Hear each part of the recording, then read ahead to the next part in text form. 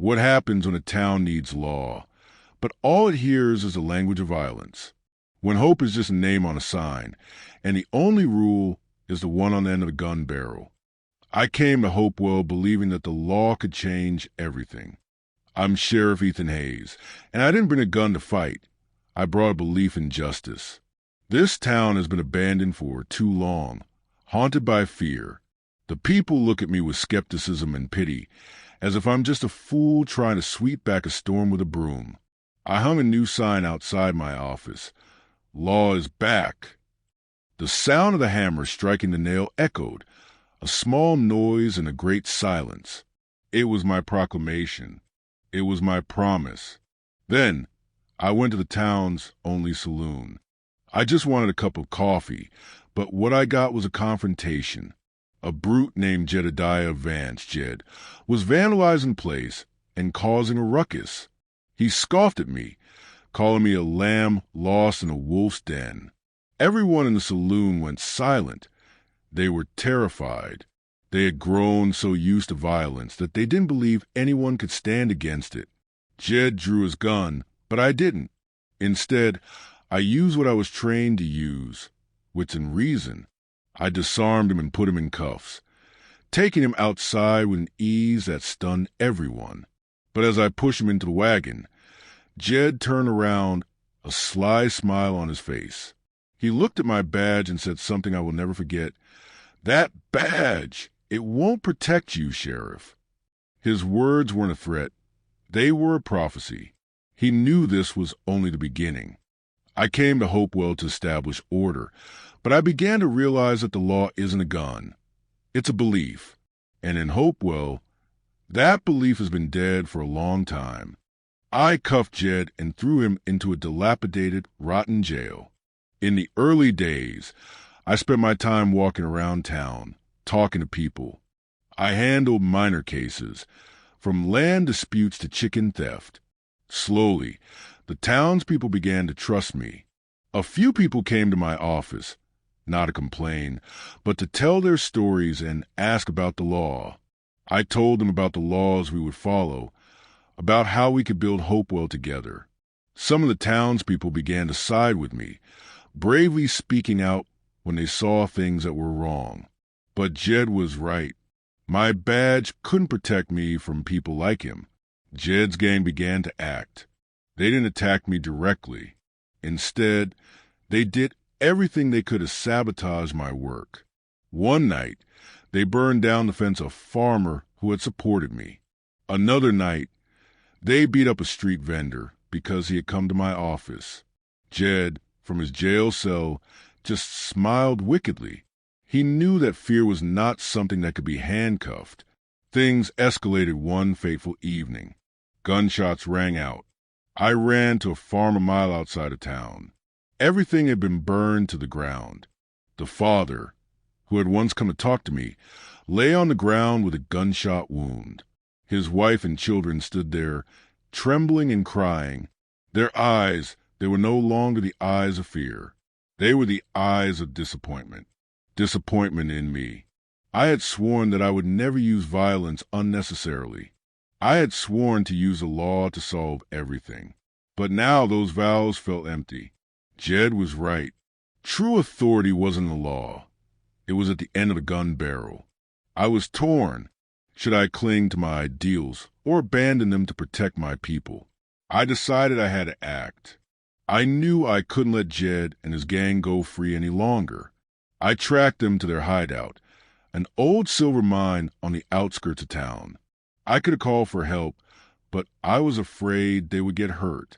I decided to go alone. I still believed that I could handle everything without having to kill anyone. I still believed there was a way. I arrived at their hideout. I didn't bring my gun, only my wits and a fierce desire to bring justice back. I broke in. The scene inside was horrifying. Jed and his gang were celebrating their victory. They were dividing up the items they had stolen from a farm. Jed saw me.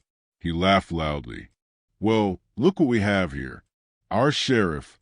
Have you come to turn yourself in?" I looked at him, my gaze steady.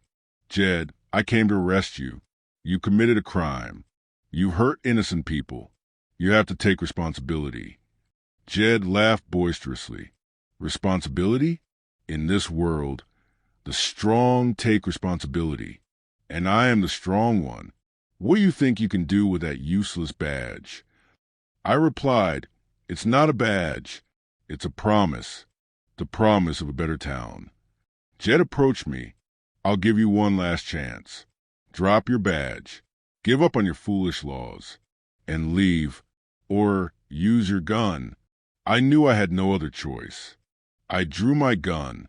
I didn't want to shoot, but I had to protect myself. I fired a shot into the wall as a warning. Jed and his gang immediately opened fire. I took cover behind a rock.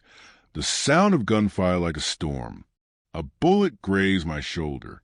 I knew I couldn't win. I was about to collapse. I thought I had failed. But just then, I heard a loud explosion. I turned my head, and I couldn't believe my eyes. It was the wounded farmer. He had come with a few other townspeople. They didn't carry guns. They only carried torches. The light from the torches illuminated the entire hideout. Jed and his gang were caught by surprise.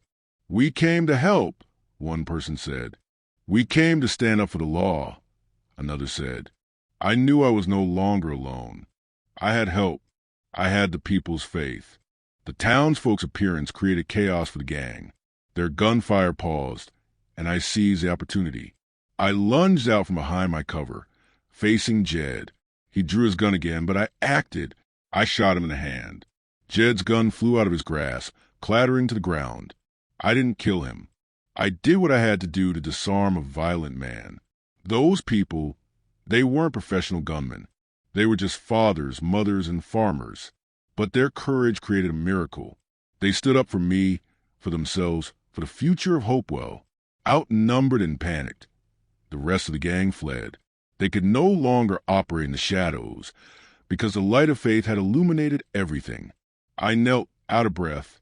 My whole body ached, but I felt relieved.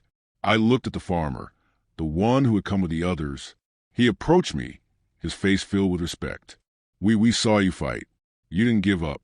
You didn't become like them, he said. We were wrong.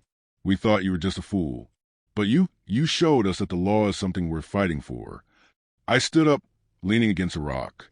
I reached out my hand and helped him up. I looked around, and I saw people in the town now helping one another, their faces no longer filled with fear. They had found strength within themselves, a strength that didn't come from violence, but from unity. I took Jed back to the jail. He was no longer smiling. He had seen the impossible. He had seen that true authority isn't in a gun. True authority comes from the people, from their belief. Life in Hopewell didn't return to normal overnight. But now, people worked together, helping each other rebuild the town. The sign "Law is back" was still there, but it was no longer just my promise. It was everyone's promise. Could Sheriff truly control the lawless West? Perhaps not with a gun, but with belief. Perhaps true authority isn't in the gun on your hip, but in the faith in the hearts of men.